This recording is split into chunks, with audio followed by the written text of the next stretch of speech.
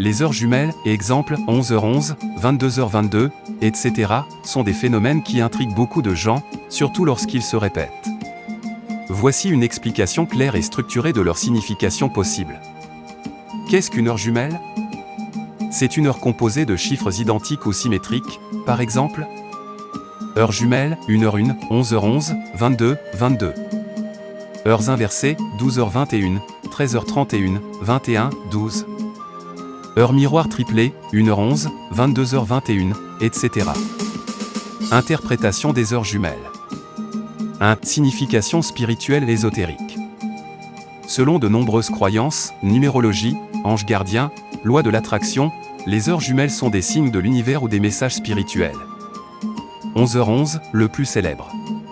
C'est un signe d'éveil spirituel, d'ouverture de conscience, souvent associé à des synchronicités.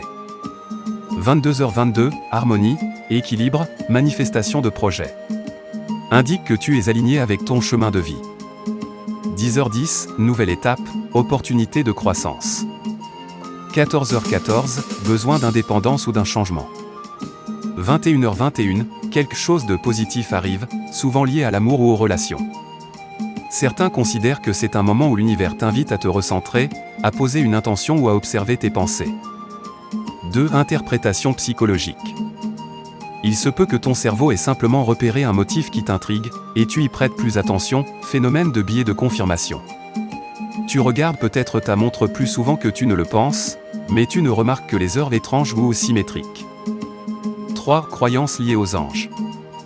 Dans l'angéologie, chaque heure jumelle est associée à un ange gardien qui t'envoie un message, une mise en garde ou une bénédiction. Par exemple, 15h15, l'amour se manifeste. Quelqu'un pense à toi.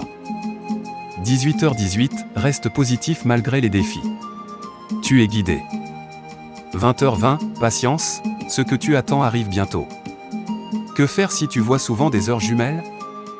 Observe ce que tu ressens au moment où tu les vois. C'est souvent un indice sur le message que cela pourrait porter. Note-les dans un carnet. Avec le temps, tu peux trouver un sens ou une répétition en fonction de ta situation personnelle. Utilise-les comme un moment pour respirer ou faire une petite méditation. Même sans croire aux signes, c'est un bon rappel.